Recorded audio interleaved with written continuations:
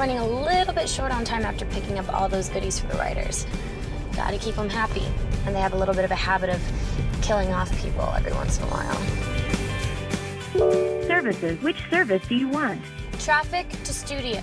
If you take 101 and Highland Avenue, traffic is heavy with a drive time of about half an hour. If you take Cahenga Boulevard and Vine Street, traffic is light with a drive time of about 10 minutes. Much better. Alan Bruno would like to know, it seems like after a long while you're bringing the supporting characters to the forefront. Do you have these kinds of plans for every character that you introduce? Yes, we do. Like, you know, it's like we knew with Caroline, for instance, you know, we introduced her at the very beginning in the pilot, and I saw her sort of as just sort of this sort of insecure mean girl.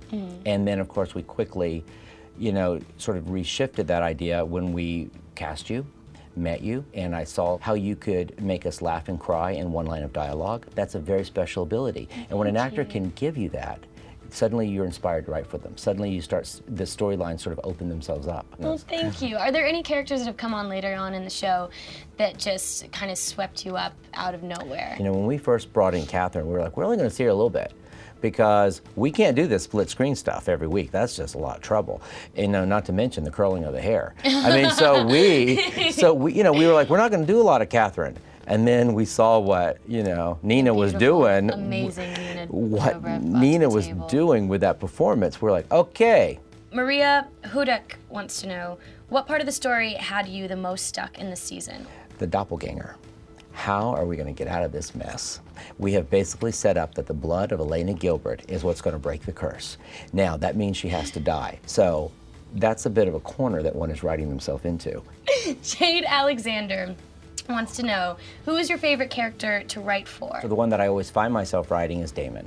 I like the snark, I like the wit, I like sort of the evil and good inside, you know, the interplay that we've had this season. Damon has always sort of been the character that I kind of have taken ownership of, and I kind of write him a lot. Will Catherine ever find true love?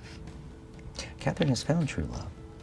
Catherine has two true loves, if she would really admit it to herself, if anyone sort of wake up to it. I think it's gonna be a wonderful day when she wakes up one day and realizes that she has and always will love both of those men.